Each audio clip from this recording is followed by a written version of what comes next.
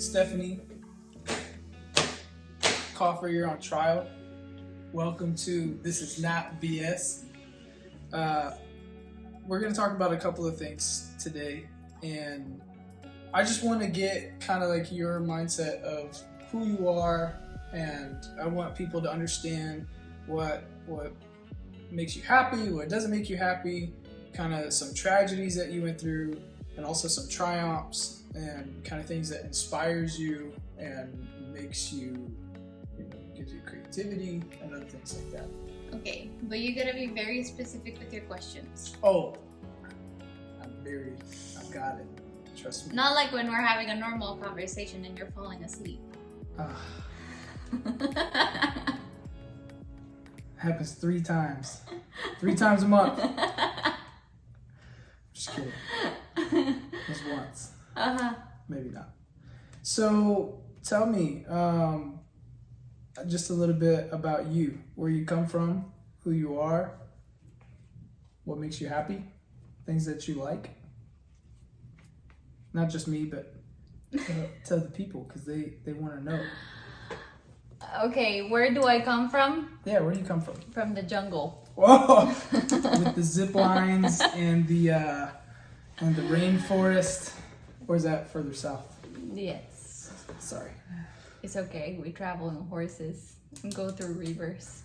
That's a story for another time. No, I was born in Antigua, Guatemala, the most beautiful country ever. You don't know that because you haven't been there, but you'll know one day. But growing up there was very peaceful, I would say. It's a very peaceful country, even though there's a lot of violence and criminal stuff, and yeah, it's very heavy. But it's very peaceful.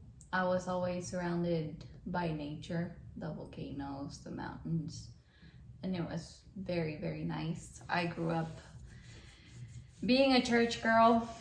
Every Sunday, Saturday, Wednesday, Thursday. Every day. Every day. Every day. So you being a church girl, like what kind of stuff? What do you mean?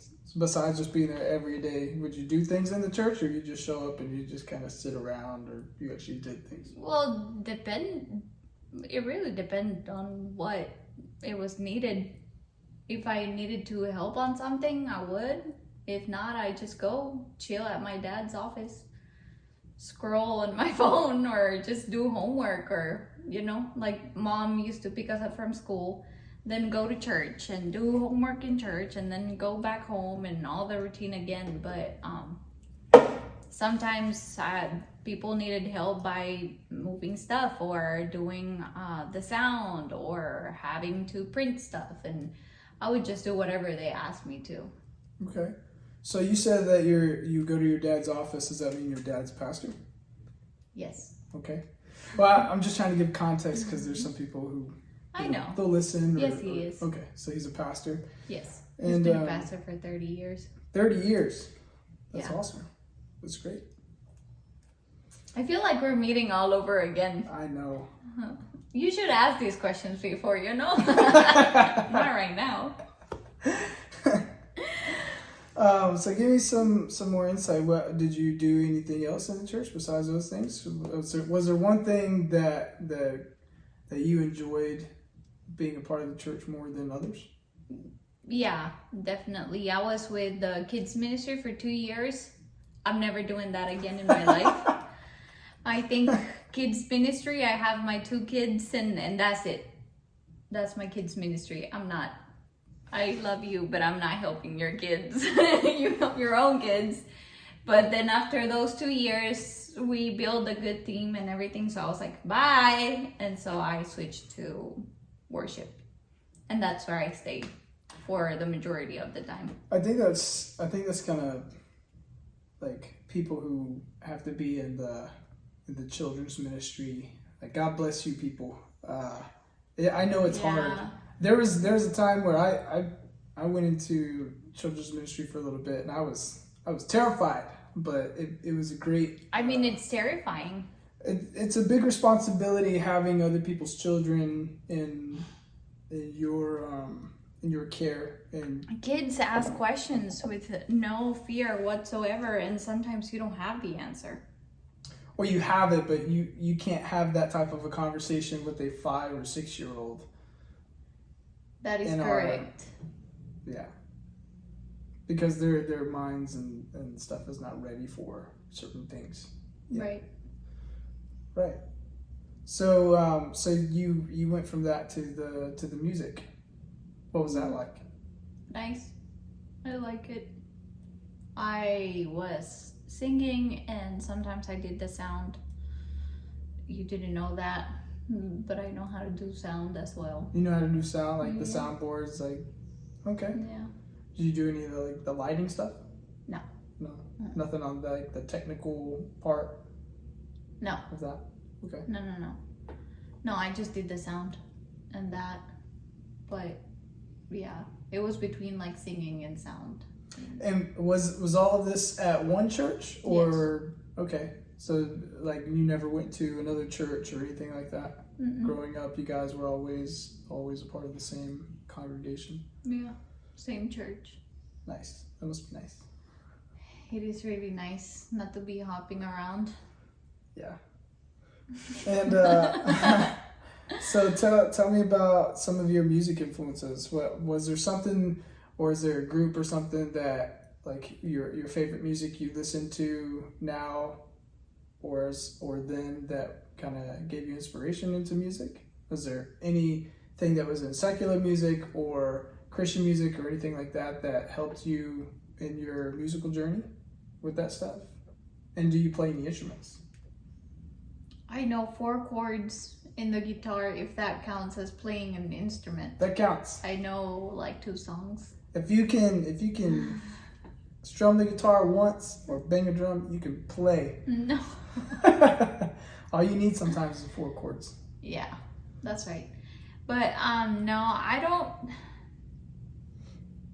remember really like saying, oh, this listen to all the time. I just go around whatever I feel like that season. Okay. Yeah. Like when Adele first came out, I was all about Adele. And that's it. Never listened to anybody else. Like for a year. And then I'm like, oh, wow. Yeah, another song from, I don't know, Bethel. And then that's fine. And I just hop around. Okay. So it's kind of like a little bit of all Yeah. over the place. Yeah. But it's not like I like rock, you know. I am not a rock girl. I'm not. Are you sure? I'm sure. Okay. I tried. It was not me, but like I don't like heavy music. I like, you know, the kind of music I like. I do.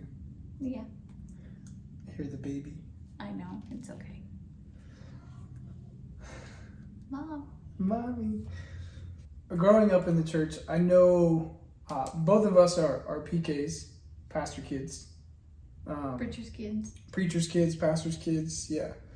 I know sometimes, like when you're trying to be a part of the congregation, or you know, not try to fit a certain mold, it's kind of thrust upon you already without you having an idea of being a pastor's kid, or the other people are going to look to you for like to be an example Right. towards other people. How did that make you feel, or do you have any thoughts on that?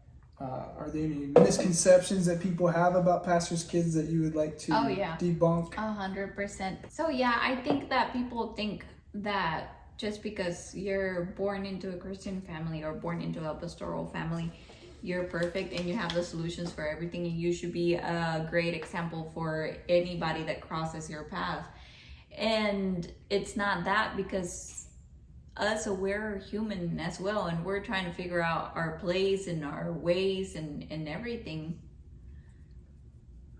Yeah. And so I feel like that is a standard that we PKs are born with. Like, oh, your mom is a pastor and she birthed you? Yes, you need to do this and do that, and you should do life like this. You should be the perfect child. You should be. Yes. Yeah. And in school, it's very hard to grow up as a PK. Like you get bullied. It's like, it's very hard. But I wouldn't have it any other way though. I would not change my parents for anything. Yeah. Like, I would never. Maybe like I got angry at them when I was like 18 and I'm like, I hate being a prep pastor's kid because I can't go to parties, whatever, but that's not important anymore. What's important is whatever they, like they were saying in church today. It's the spiritual influence. Inheritance? The inheritance. Yeah. Yes. So spiritual inheritance is far more important than being famous or being a normal kid. Like, yeah, no, I completely agree. I think giving people like when they see you, they should see the influence that you live by. They should see the influence of your actions and then take that and want to be a better person, better things, and treat people better as well. Yeah. I think inheritance is such a huge word that you and I have been throwing around for a couple of months now. We're talking about legacy. What kind of legacy we want to leave behind? What kind of inheritance do we want to leave behind? What kind of influence do we want to be remembered for? And not just for ourselves, but for our children and our children's children. And I think that's very important. But it is hard when you are a pastor's kid and you have, even if you don't know it or realize it at the time, because kids are kids. Mm-hmm. And they're not thinking 2-3 years ahead. They're thinking about right now, and where's my toy, and I'm thirsty, or I'm hungry, or I'm tired, or my head hurts, or whatever it may be. And they're not in the moment of thinking of people are watching me. Yeah. And maybe some are, but as far as my experience goes, I haven't seen that. And I know that it's very hard as you grow up and you kind of take a step back and you look at your life before and you go, there was a lot of pressure on me. Mm-hmm. Or maybe you felt a lot of pressure. Because I sure, no offense, but Dad, I just didn't care a lot of the time. Carlos, if you're looking at this video right now, forgive him. He doesn't know what he's saying. That was such a heavy word in my vocabulary, was I don't care. And it's not because I didn't care, it's because I felt like there were more important things into myself. But maybe you felt that way or didn't feel that way. Yeah, I mean, there's a season in life where you don't care, you don't give a crap about what's going on. You know what I'm saying? Yeah. Like, I just didn't give a crap. Right. I'm done with my shake. Good job. I felt good at the moment, but then you are the one who feels like crap. You know what I'm saying? Yeah. Did you feel like that? A little bit. Oh my god. Do you want to be honest? Oh my gosh, yeah, no BS. Yeah. No BS. Should people know why this is BS? Yeah, we can tell them. Yeah, because it makes no sense that we're not saying why it's called This Is Not BS. Well, first of all, this is not BS. This is not BS. I mean, I think I have a reason for why it's called This Is Not BS, but I want to hear what you think why it's called not This Is Not BS. Because I think it's funny that your name starts with a B and mine with an S, and together is BS. And our wedding hashtag is This Is Not BS. Yeah, but there's a reason for why it's called This Is Not BS. And why is the reason, baby? Because we both went through some things and through some seasons and stuff where, we lost people or we moved away and things didn't work out the way that we thought that they were going to work out. And now this is our second time around as far as being married and doing life together.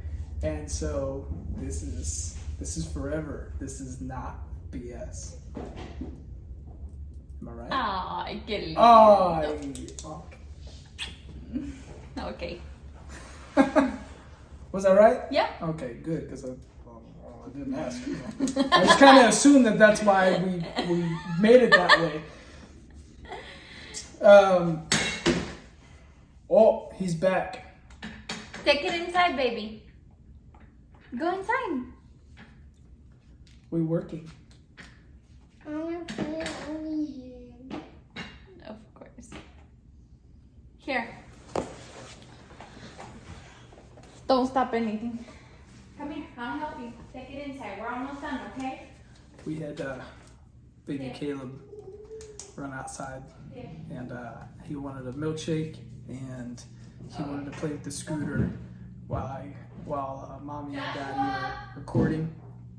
As you can hear, Stephanie being mommy right now. She's still got her headphone in, so we probably just picked all of that up too. But we're talking crap. No, I'm not talking crap. It's just life. It's natural. It is what it is. Okay? All right. Question number 7.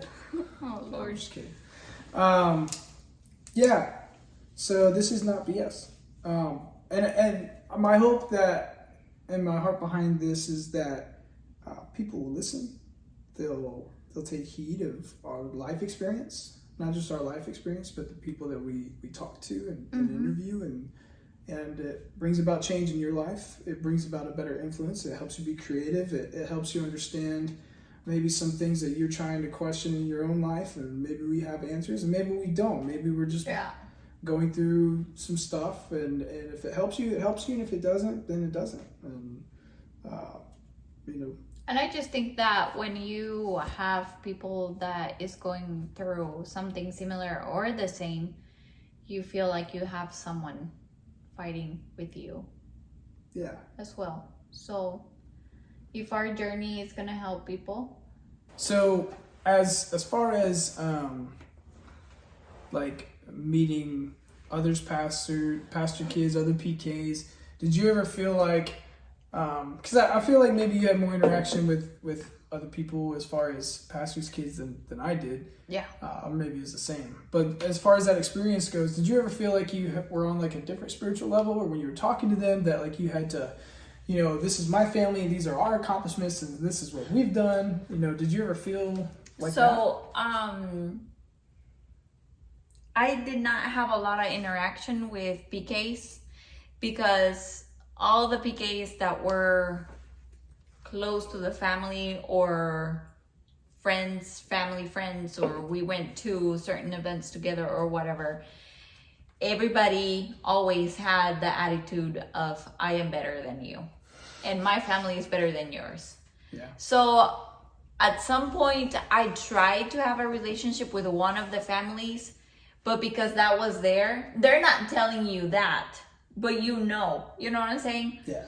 So I'm like, I'm just gonna leave it there. Better off alone. And you, like, it is what it is. You grow up very lonely sometimes. It is what it is. It is what it is. You grow up lonely sometimes. Yes. And it's sad, but I mean, I'd rather be alone than have bad company, so. Well, at least you would hope so. Sometimes sometimes when we're in our moments, like, you'd rather not be alone, and you surround yourself with people who are probably not good for you, but life happens and there's forgiveness, and you move on. Yeah. And you got to move on for yourself too. But I feel like, we grew up in the Bible Belt, and Baptist, independent Southern Baptist, kind of in between. And most of the kids and people that I came in contact with that were pastors' children were either missionaries' children. Yeah, it's really good. For those of you who are just listening to the audio, I'm drinking an energy drink. It's a Zoa, and my wife is stealing it from me, but it's very good. Very good. So anyways, I feel like I felt like I had to go through some of the same thing. I felt like when I met other pastors' kids or other missionary kids or whatever, like, they had certain rules and regulations and things that they weren't allowed to do that you were. Like, everybody has an interpretation of life, Right. Everybody has the right who is a grown adult who has their own children. You can raise your children the way that you want to raise them, and nobody else should be able to tell you otherwise. Unless you should be locked up in a facility or something, and you shouldn't be able to take care of kids, and that's probably like the only exception with a few. But what I'm getting to is that, like, for other people, like their kids, like, this is stupid, or maybe it's not, but Pokemon. Like, when we were growing up, Pokemon was like such a big thing, and everybody had like the holographic cards, and right now the industry for that is so huge that people spend hundreds of thousands of dollars on the movies, the cards, the games, whatever. But if, like, let's say I was playing with the cards and somebody else's kids were coming over, like, Pokemon cards were evil. They brought about Demonic. evil things. They were demonic. They did those things, and I can understand why some parents felt that way and why, whatever. But as a kid, you're not sitting there thinking about that. Right. You're like, it's Pikachu. He shoots lightning from his butt or from his tail or whatever it is. Oh my God. But my point is like, I felt the same. I know it's a stupid illustration, but even something so small, like, you felt like because I had to sit there and go through that of like, okay, our kids are not allowed to hang out with your kids because you guys let them do this or you guys let them do that. Yeah. As a kid, that kind of messes you up. It makes you, what did I do wrong? Do they not like me? Am I inferior to them? Right. And other stuff. Yeah, and it's messed up when the other kids are like, yes, of course, but it's worse, I think, when the other people that you're trying to hang up, they're older than you, and they still make you feel like that. Maybe they do it unintentional, I don't know, but... Like an older brother, older sister type of mentality. Yeah. Where they don't want to play with the younger one. And Yeah. They leave them out. Yeah. What I want to talk about is church hurt. And that can mean a lot of different things. So for an example, I worked at a church one time, and I won't name the names or anything like that. But I got burnt out pretty quickly. I was doing worship, I was doing kids, I was doing a lot of other stuff, and on top of like a full-time job. And you want to feel like you're doing your purpose and feeling like you're moving forward in life and doing what God has called you to do, and you want to feel like you're using the purpose of what God's created you for in the church. And sometimes I can get kind of blinded beside out in church and outside of church. And the realities can sometimes be blurred because you're like, oh, I'm leading worship or I'm doing these things over here. But then outside of the church, you're still you and you have your influence and whatever you're doing. But it's harder to see the purpose because you're like, here I can use my gifts, but here my gifts are not being used. Mm-hmm. And when you're working a full-time job or you're doing all those things, you just feel like you're just being a body who's just being used, like as if you're like a robot. Yeah. So did you ever have any church hurt, or is there any experience that you have that could speak to something like that?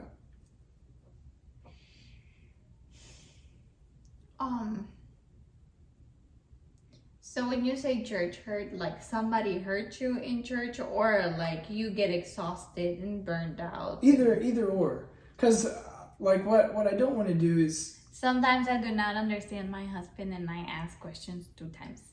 That's okay. Sometimes I don't understand Stephanie, and that's okay. That's why we have communication. That's why you speak Spanish and I speak English, and we'll just look at each other.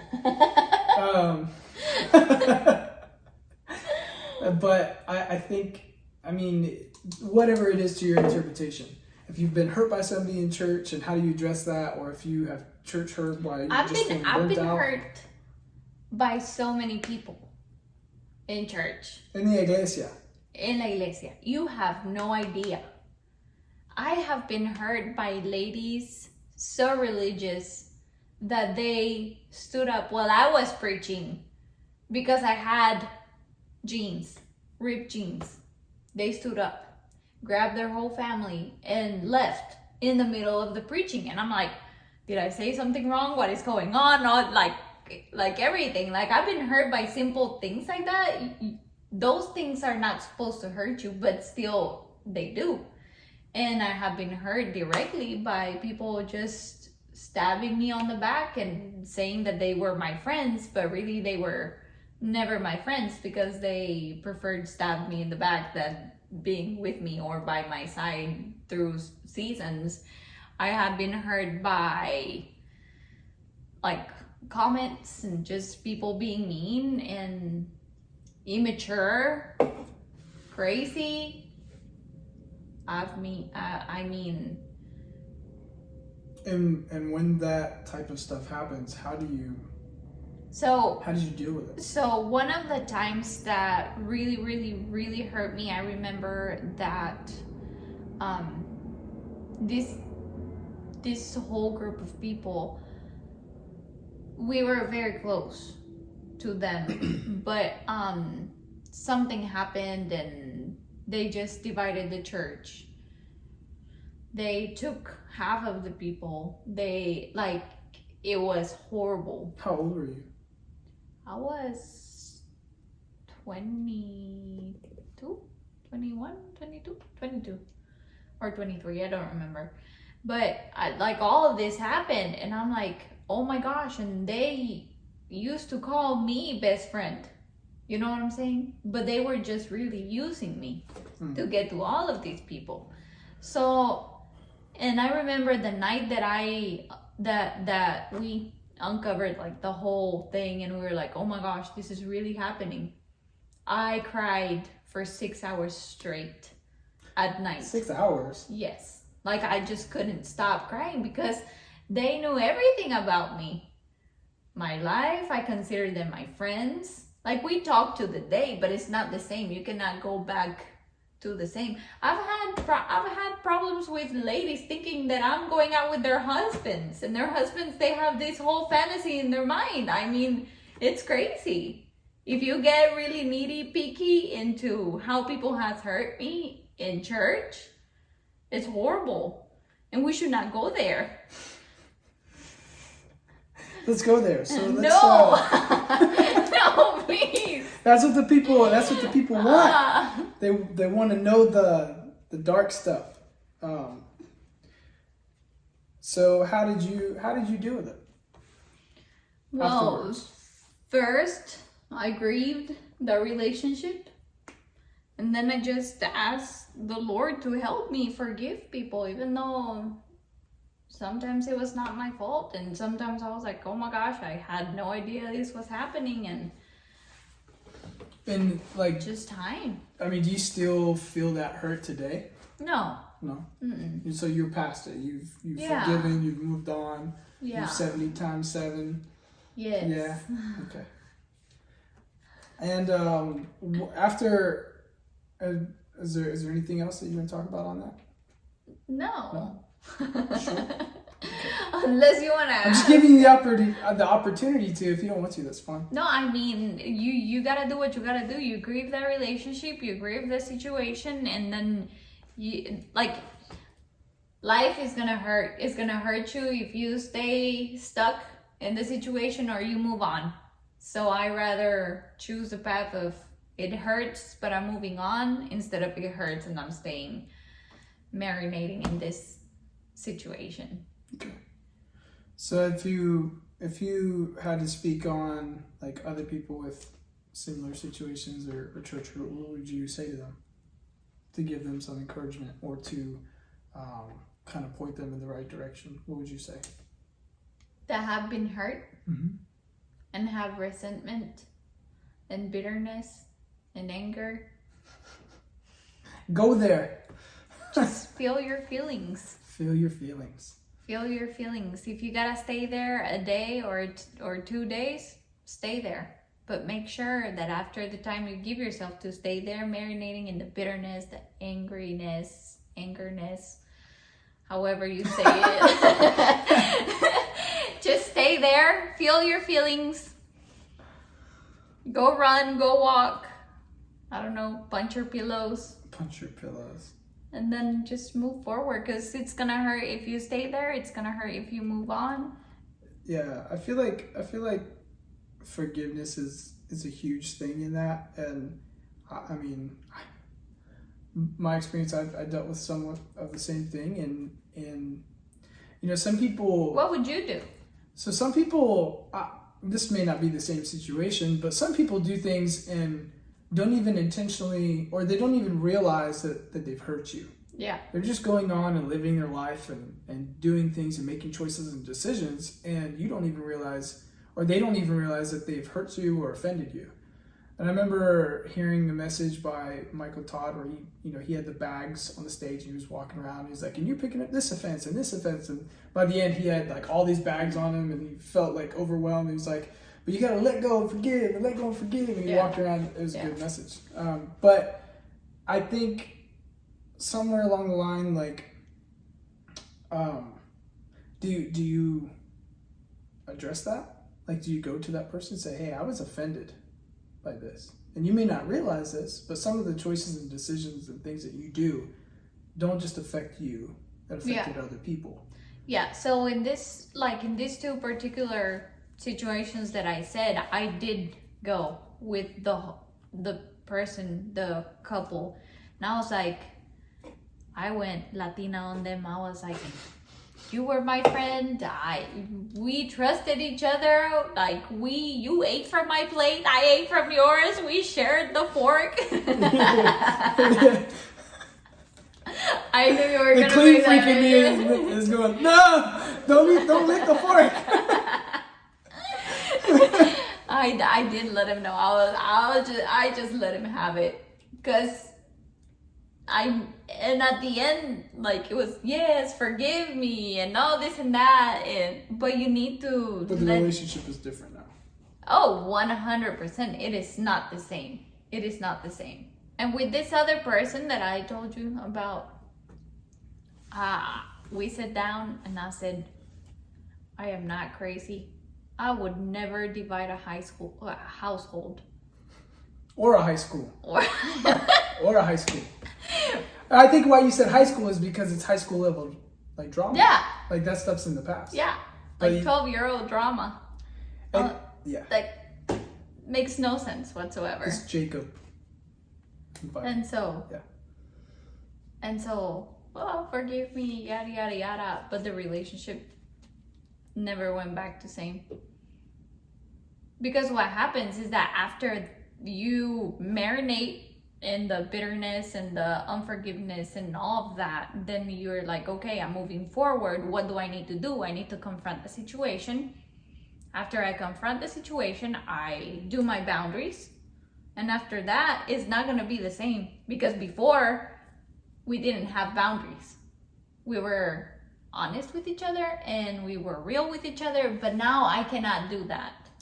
Yeah. Because I do not trust you anymore. I feel like and trust has to be earned on both sides, and I understand, like, then now you're guarding yourself. You're being protective of not just yourself but your family and yeah, and not only yourself, your character and your mental peace, your emotional stability. Just kidding. Do you need to forgive? I do. I can guide A you lot right of people. now. Maybe you should go get the oil and do the anointing. So just a couple more questions here before we close. What about triumphs? Has being a pastor's kid, has that done anything for you in a good way? Is there anything that you want to speak on that's, like, positive about that? We should record at night. When they're asleep? Yep. And when it's cooler? Yeah, it's hot. I'm sweating. I feel like I'm in a Beyonce music video. Out of all the comparisons. Sorry, I feel like I'm in a Rihanna music video. No? Worse? Oh my gosh. I feel like I'm in a Jay-Z music video. See, Yeah, it's not the that's same. good. No, that's the same. good. Ay, Dios, en el nombre de Jesús. Just go.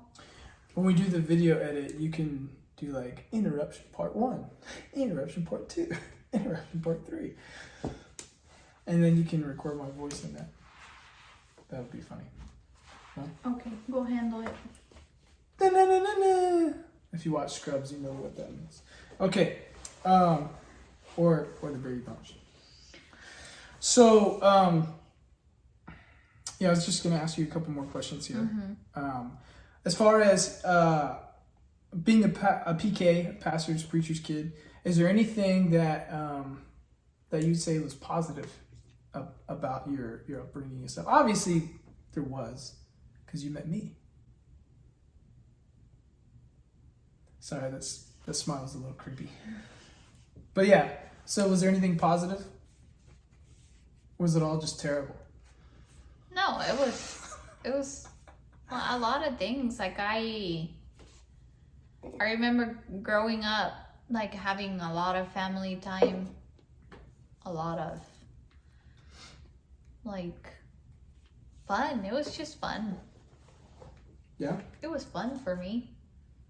I have really good memories with my parents. A lot of my friends didn't have their parents present in their lives, so Yeah. I had my parents, I had my brother. Yeah.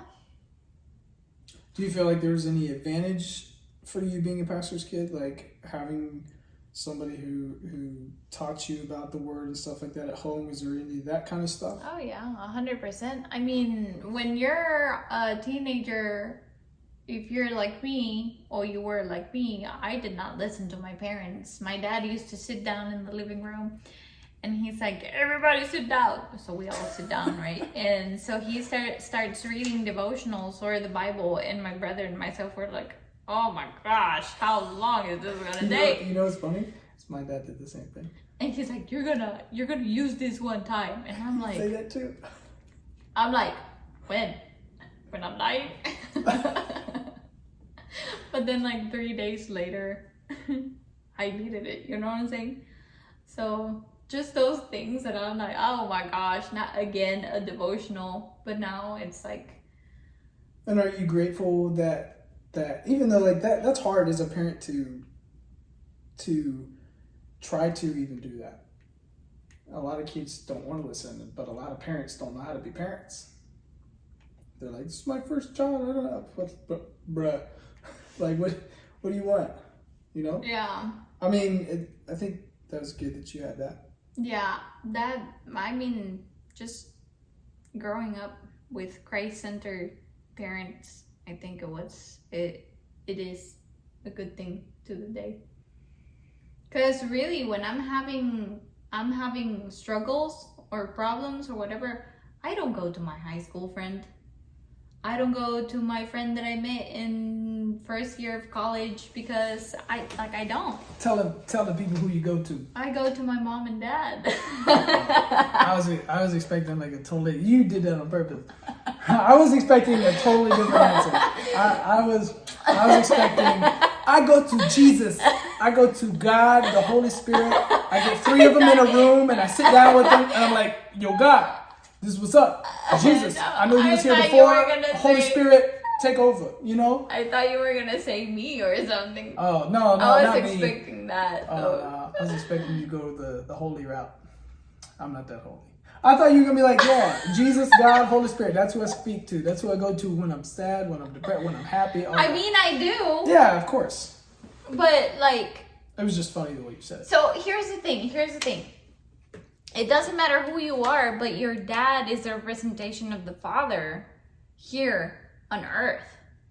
So for me, it's easy to go to my dad because he is like a physical representation of the Father. And since my dad, he's a holy, godly man, because he's looking at this right now. Right? I would get advice from him. And you know what's funny? Every time mom and dad give me advice, and I'm like, oh yeah, I don't need that. Then a year later, I'm like, I remember when they told me this, I really needed it. I'm gonna do it. Okay, so on that point, how many times has your father or mother given you advice and said, you need to listen to this? And they give you like specific direction on it. And the thing that they give you direction on came to pass and you didn't listen. and you did the complete opposite. And what they said of consequence of what would happen if you didn't listen actually happened. That happen a lot to you? Always. Yeah. All the time. I specifically remember, I can still hear my dad where I will be in a situation where something happened and I look back on what took place and I'm like, oh man, he was right. Like he completely said everything that was going to take place and it happened exactly the way he said it. Only because of wisdom and experience. Yeah. Yeah. I think It always happens. But you gotta come to your own conclusions. All right, I got three more things here before we go. So, what are some things that deter your creativity? As far as things that that you want to be creative, like doing the podcast, making tutorial videos, or reaching out to people, or posting on your Instagram and stuff like that. What stops your creativity? What are things that stop you from spreading your influence? That's a really good question. But is it me? Is it like when I bust through the room every 5 minutes? I'm like, what are you doing? What are you doing now? Same thing as doing 10 minutes ago. Kidding. Yeah, just kidding. I would say when I start comparing myself. So the comparison game, the Yes. grass is greener on the other side, itis. Yes. Okay. When I start comparing myself and I start like just measuring what everybody else is doing and how I'm doing it, and I just feel like it's not enough. But I know that the other person that I'm comparing myself is also comparing themselves to someone else.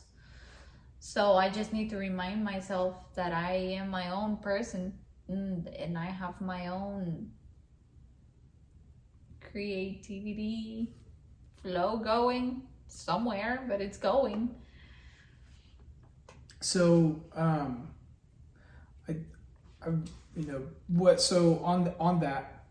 what helps you in that process of finding the creativity again? Because it's very easy to get stuck in that of, I play music, and sometimes I like to write things and I don't ever share them with people because my creativity process, like you and I were talking about 2-3 days ago, of the process and why we're creative and why we have the passions that we do for certain things. Yeah. In that process of being stuck, how do you get out of that? How do you get back to the creativity, and what are some things that you look forward to for some creativity? I would say one of the things is writing. I write my thoughts, and sometimes I'm like, no, this is not a good idea, but then a good idea flows after the bad idea. So writing, it's very liberating for me. And also I like to read, as you know, and I do get a lot of things from reading, and it's very like, what am I trying to say? I have the word. It's in very Spanish. cathartic. It's very Yes. Good it job. opens up the flows. Good job. Yeah. Yes.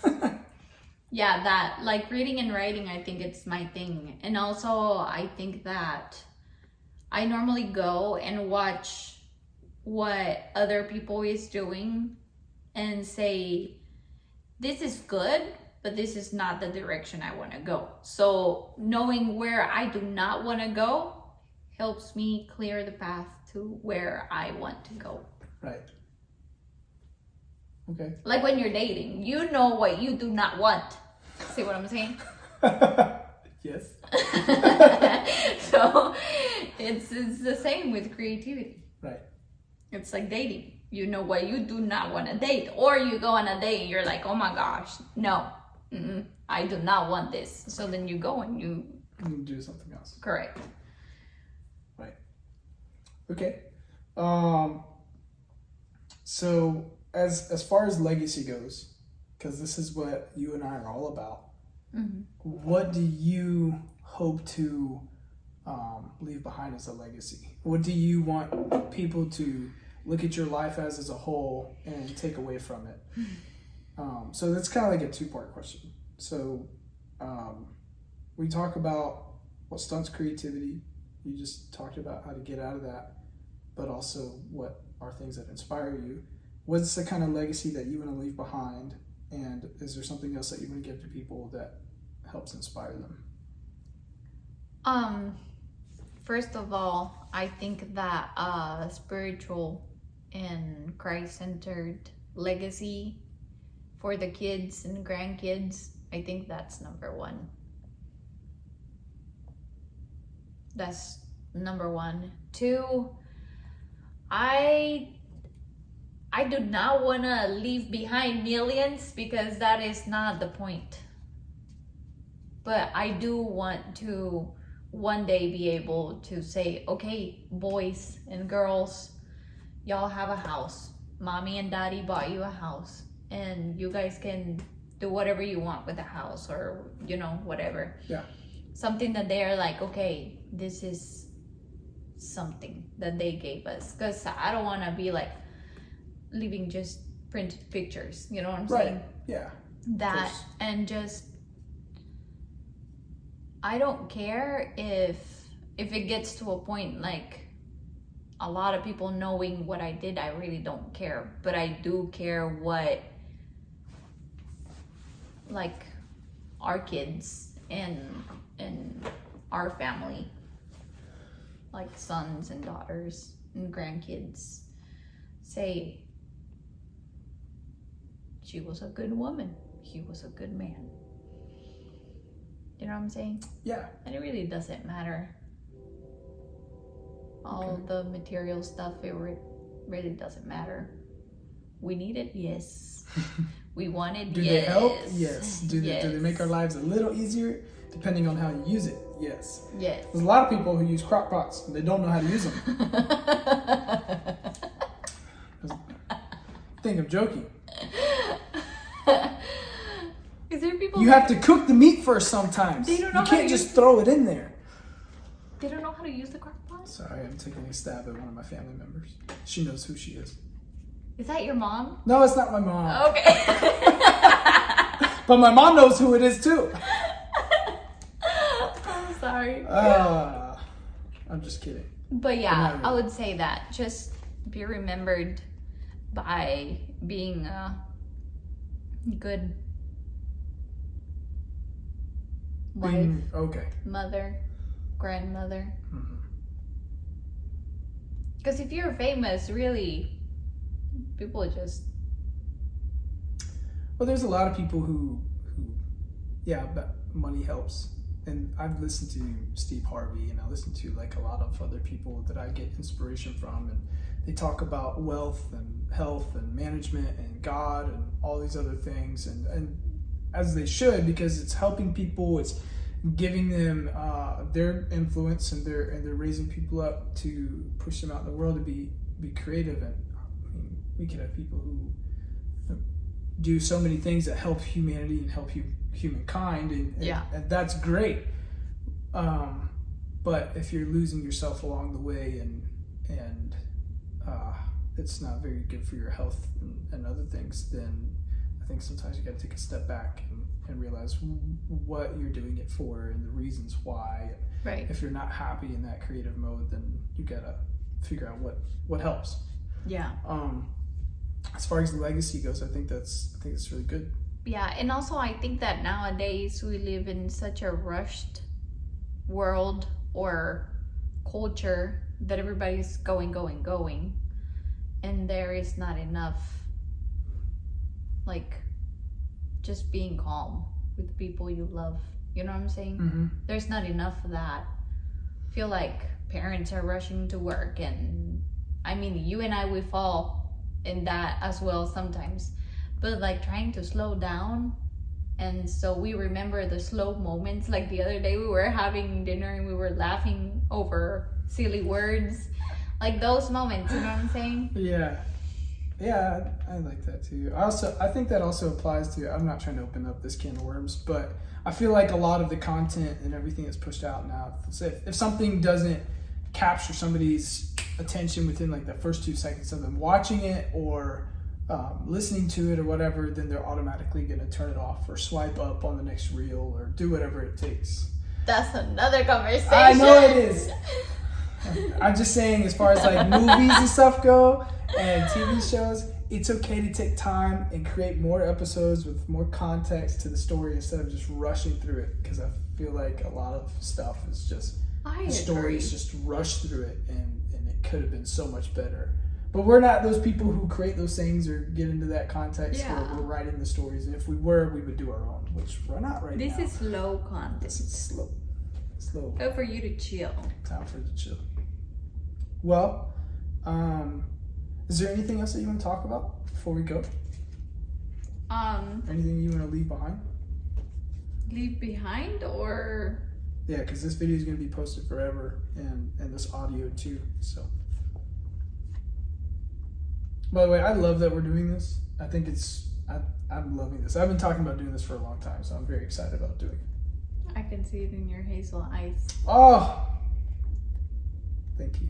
Oh no, that's just love for me. You're so sweet. No, I love you too.